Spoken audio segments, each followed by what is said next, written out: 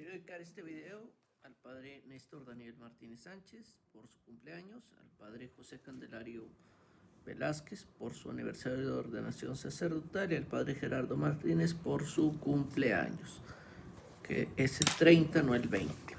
El Señor esté con ustedes y con tu espíritu.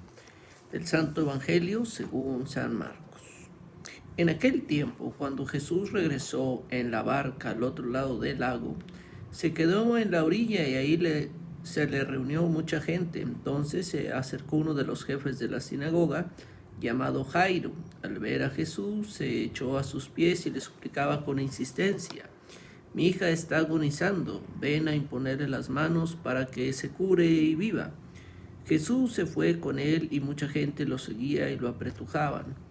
Entre la gente había una mujer que había padecido flujo de sangre desde hacía 12 años.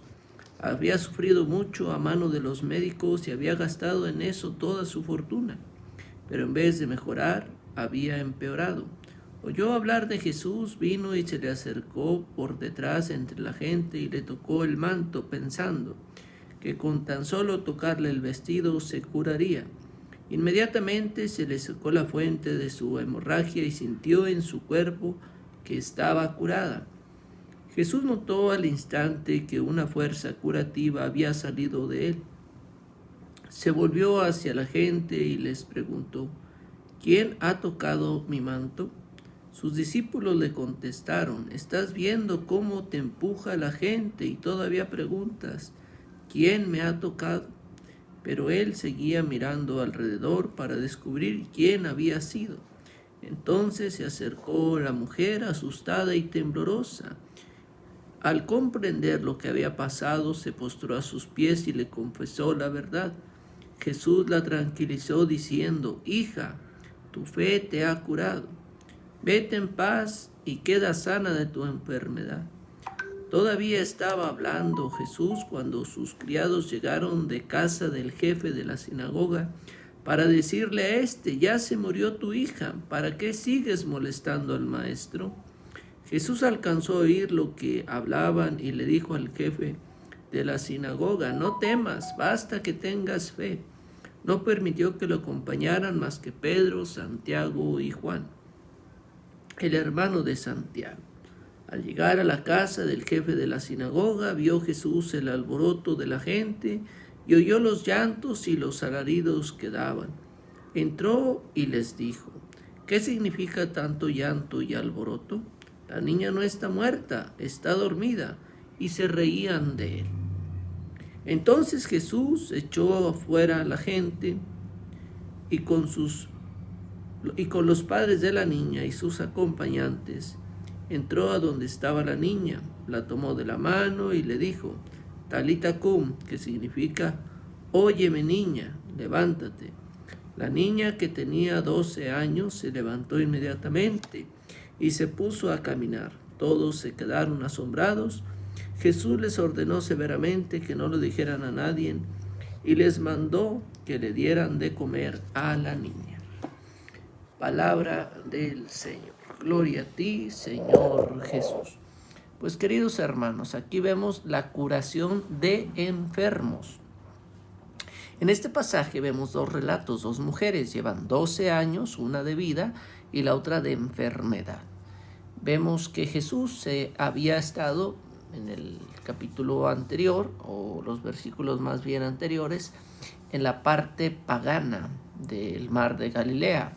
La parte sur era de los paganos y había otras partes, por eso dice al otro lado del mar de Galilea, de la parte de los judíos. Jesús regresa a la ribera occidental del mar de Galilea, desde la que él y sus discípulos habían partido. Viene ahora un jefe de la sinagoga. Allá había puercos en el capítulo o los versículos anteriores, signo que era un lugar de gente pagana. Ahora es un jefe de la sinagoga, signo que están en territorio de Israel, y se acerca este hombre que ha enfermado una de sus hijas Este hombre, pues es un hombre jefe, es un hombre destacado de la sinagoga judía, seguramente un miembro del consejo de los ancianos que supervisaban los asuntos sociales y religiosos de la comunidad. En nombre de él, ¿verdad? Jairo o Yair, quiere decir que Dios ilumina, pero no es necesario atribuirle este significado simbólico. Quiere a Dios iluminar, también se podía significar. Algunos manuscritos omiten que se haya llamado Jairo, pero bueno, le pedía la posición en la que él se encuentra, un jefe de la sinagoga, se da cuenta de que le ha pedido a Yahvé, pero no le ha respondido favorablemente. Por lo tanto, la posición y la petición de Jairo lo presentan como alguien que suplica, mostrando así cómo, en un caso extremo, un líder judío anhela la ayuda de Jesús. Mi niña está agonizando. Marcos dice que estaba a punto de morir, mientras que los otros evangelistas dicen que ya había muerto. Ven a ponerle las manos sobre ella para que se cure y viva. La imposición de las manos formaba parte de los antiguos rituales de curación que se fundamentaban en la idea de que el sanador era una persona que poseía unos poderes especiales. Encontramos que ahora se da un procedimiento inverso. Los términos con los que Jairo expresa su deseo que se cure y viva eran los mismos términos técnicos que en los círculos cristianos primitivos utilizaban para referirse a la salvación y la resurrección que nos sugiere el cristianismo primitivo, que podía haber interpretado la recuperación de la vida de la hija de Jairo como una anticipación propiamente a la resurrección. Y es por eso que Jesús quiere que crean en Él.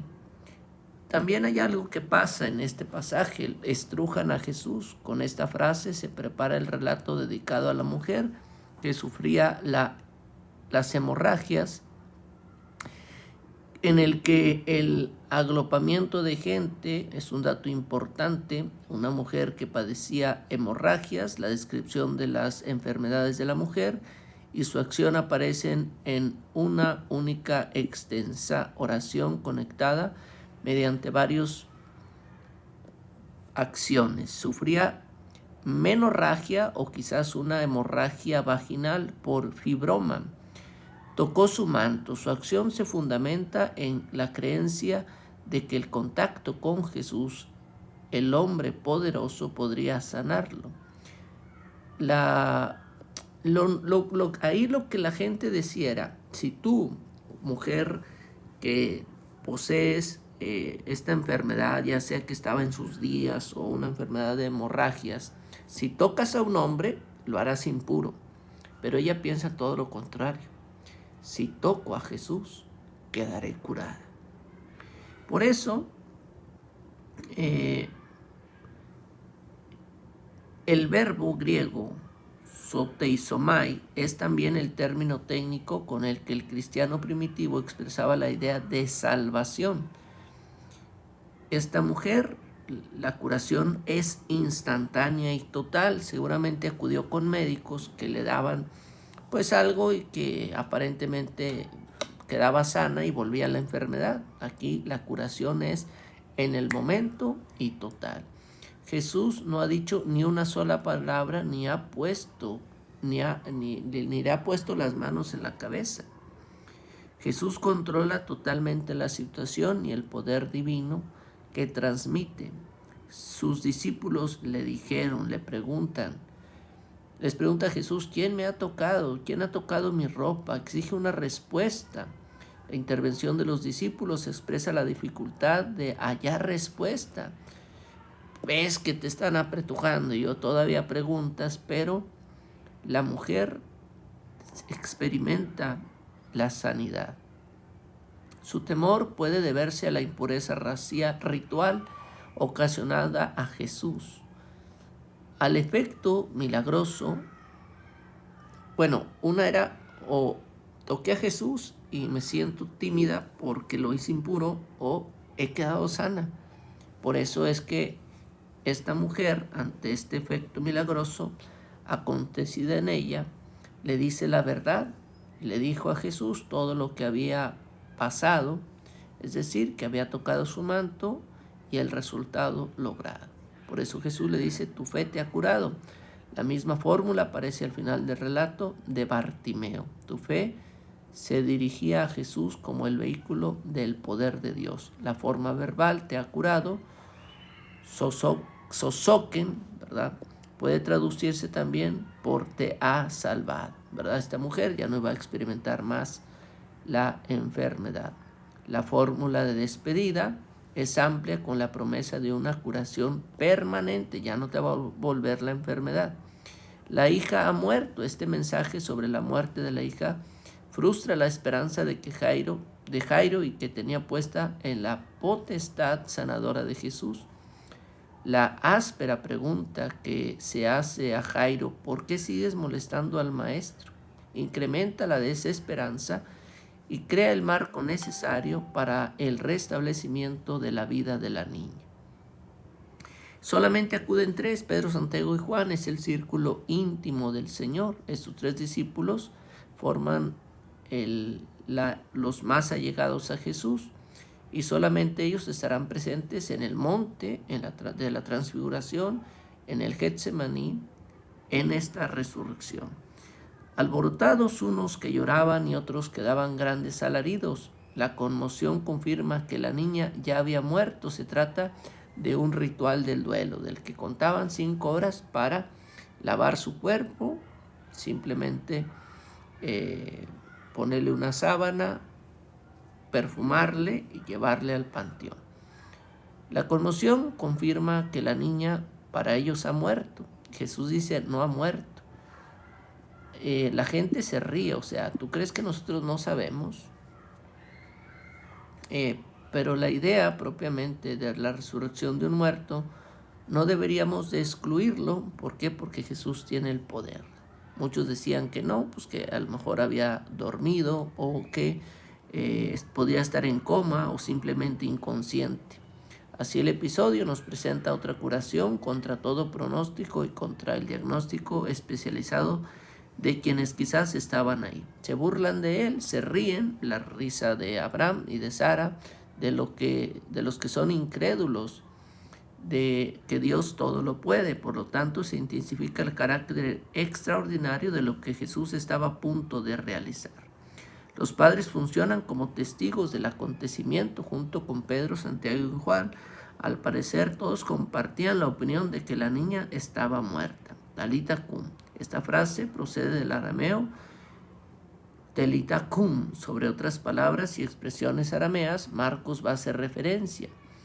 Esta presencia de expresiones arameas se interpretan normalmente como el indicio de la antigüedad del Evangelio de Marcos, aunque en el caso del relato de la curación hay autores que sostienen que la expresión talita cum funciona como una especie de palabra en la que le dice levántate.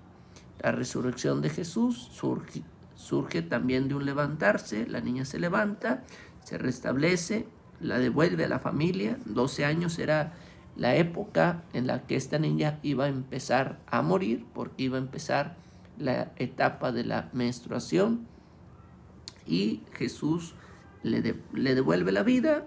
Jesús la restablece en la familia como restablece a la mujer. La mujer no debe de estar excluida de la vida de la iglesia. Pues te mando mi bendición, pidiendo que la Santísima Virgen María te cubra con su manto, y la bendición todopoderoso, Padre, Hijo y Espíritu Santo, desciendan sobre ti y tu familia. Amén, amén, amén.